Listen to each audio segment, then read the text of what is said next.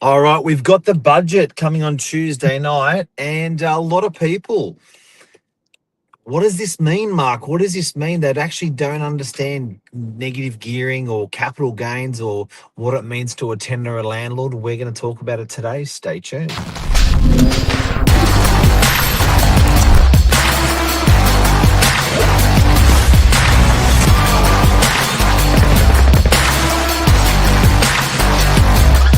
I'm the ringleader, so listen up. Billy Drury, the old man stuck in a young man's body. How are you? Bang, bang, bang. Yeah, the news headlines exploded last night.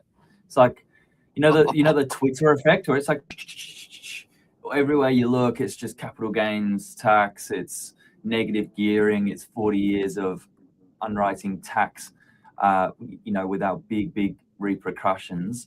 We're going to talk about it this morning. Oh, what's the net effect to tenant and DY? What's the net effect to a landlord in Manly? Yeah. With all these possible changes coming through, it's it's pretty interesting. Yeah, so like they're talking, this could be some of the biggest reform work in 40 years. And I actually think we're going to try and make this not too much of a bias show. We're going to try and keep it fairly level. I'm not really one for politics either, if I'm honest. I like to try and stay away from it. But I read headlines like this, and it's hard not to be biased when we're on the front with the tenants and with the landlords, who are going to be feeling these effects. And I can just give you so many relatable examples here how this is going to really hurt people. Yeah, look, I don't mind a bit of hard work or pain. Like I'm not scared of hard work, and I understand as an economy there's hard work to do. We've got some serious debt in the country, and we've got some serious work to do. So it's Yep. I don't mind rolling up the sleeves and getting shit done as a country and as an economy, or taking a bullet, because we're all in it together. But I think it's we've got to be real careful about these changes that come into place and making sure they're net. The actual real effect is going to be good for us. Yeah, so tomorrow's topics of conversation, two big ones. One, negative gearing. What is it at the moment? Well, if you're a landlord and your property expenses exceed more than the rental income, you can offset that loss against your personal tax income. That's what we're talking about.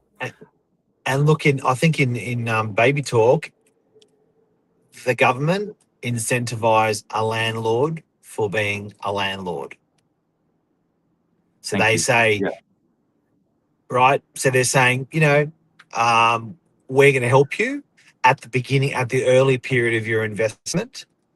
We're going to help you keep that property, own that property, because we realise that if you own that property, then that's going to be a home for a prospective tenant, for a family. So we're going to do it together with you. We're going to help. We're going to supply more investment properties for tenants in the country.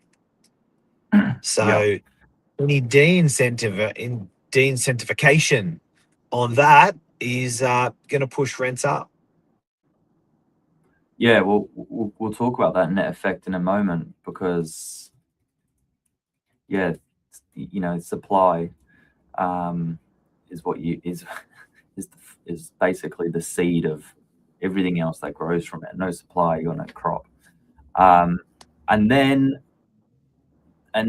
capital gains tax. So at the moment, any gain realized on a property sale at the moment can be 50% excluded after 12 months, but that's going to be relooked as well.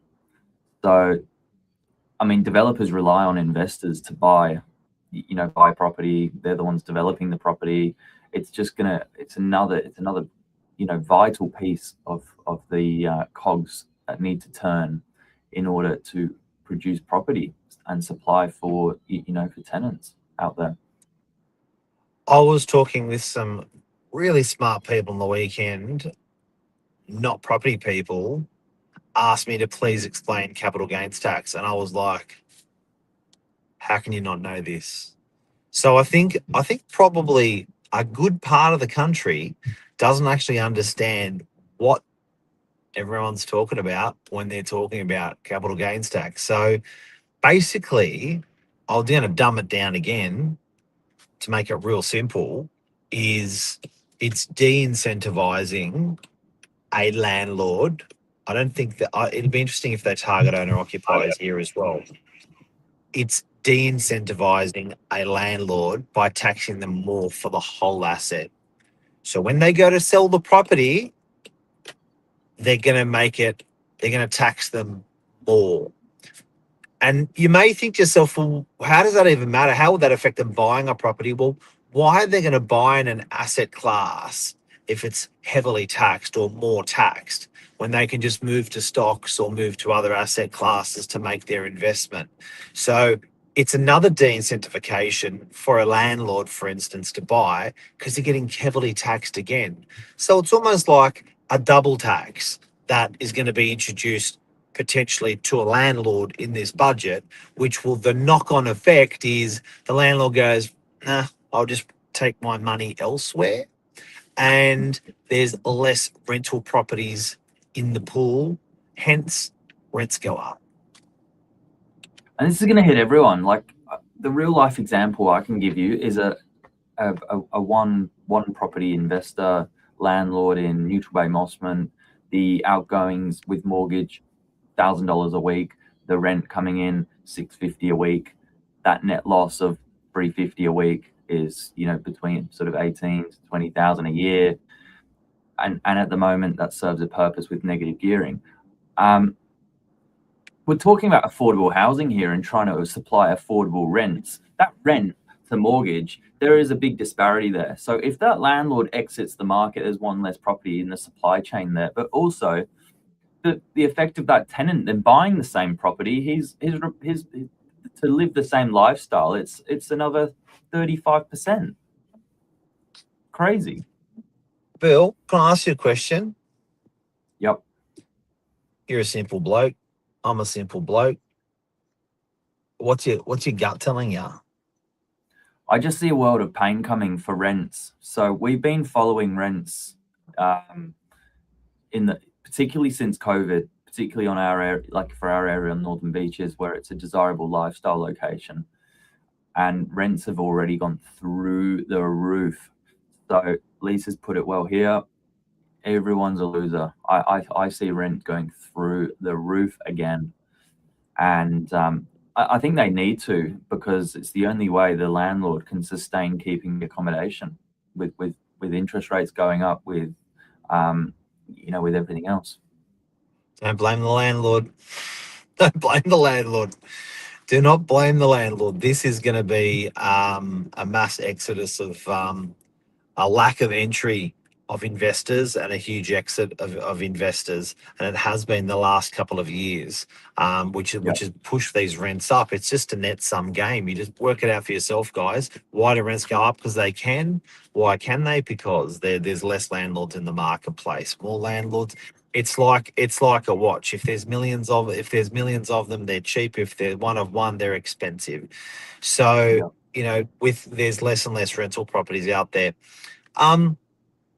Before we go, I just want to say the actual landlord that's retaining a property now is less affected. So you only realize the capital gains tax if you sell the asset. So it's going to lock in a whole bunch of landlords. That's good. It's going to lock in a lot because they're going to have to pay more, depending on the grandfathering or whatever. But I think that for me personally, I ain't feeling good about. I think I counted in the last. This is the most aggressive I've seen rental increases in my 30-year career.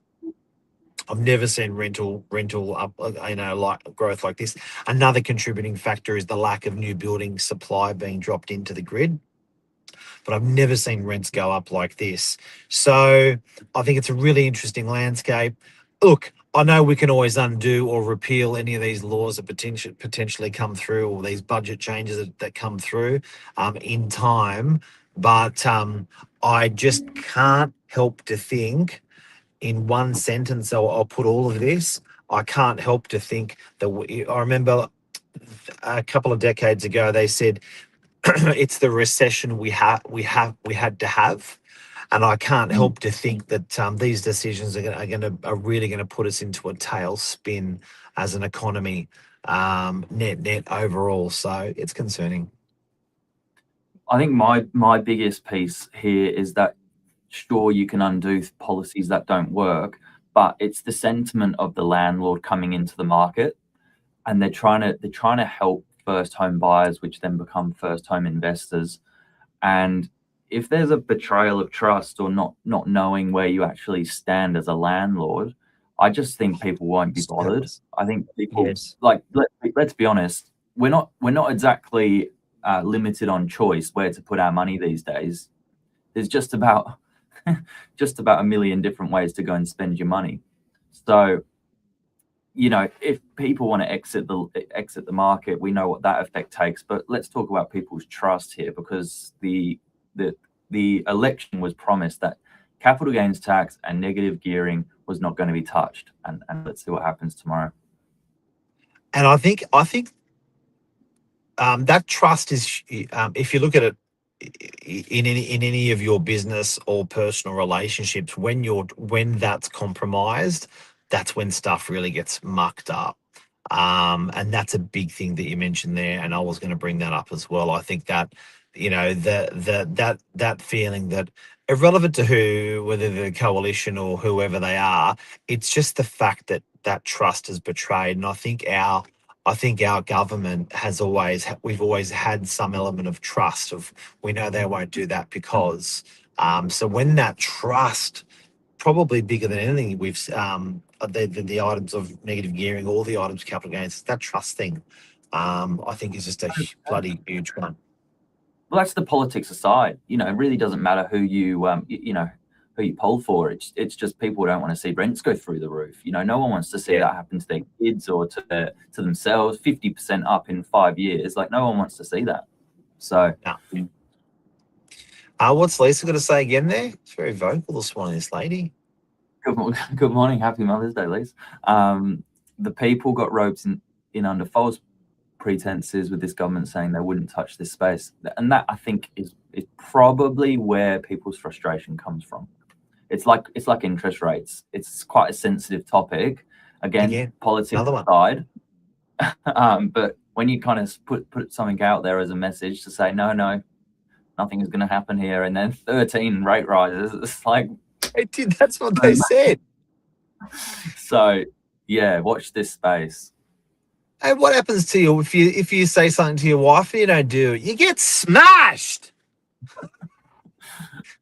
Anyway, look. Never mind a government doing it. It's terrible. But anyway, you just can't do that. But have a lovely day. Good luck with the budget tomorrow night, everyone.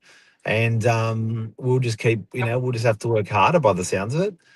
We finished on a good note. So for the existing landlords, the good news is, I think most of the speculation seems to be that if you've got an existing property, that won't be impacted. Negative gearing might stay for that. Yeah. And what about for the new landlords? What's your dialogue there? You're gonna get for new landlords, you're going to achieve positive gearing faster than you would have ever seen in the last 30 years. So if you buy a property, it will get to paying itself off faster than it's ever done. So because those rental rises are going to be radical. So it's a good time to get in, because because your interest rates will be similar, your loan will be the same, but the biggest change is going to be in rent increases. So, but that's the positive news for getting in now. Yeah. There you go. Or if you Well, you're if gonna you exchange if you exchange in the next 48 hours, you will probably be exempt from any of this talk that's currently going on. It'll be less. done from probably midnight on the budget. I think you got less. The hourglass is really ticking down. So yeah, you've got basically today to buy your investment property, but trust Yep. your real estate agent to find the silver lining. That's Just what call I'll say. us. There's always Just call positive. us. Just give us a call. Thanks, Good Bill. stuff. Have a good Take day. care. See ya. Bye-bye.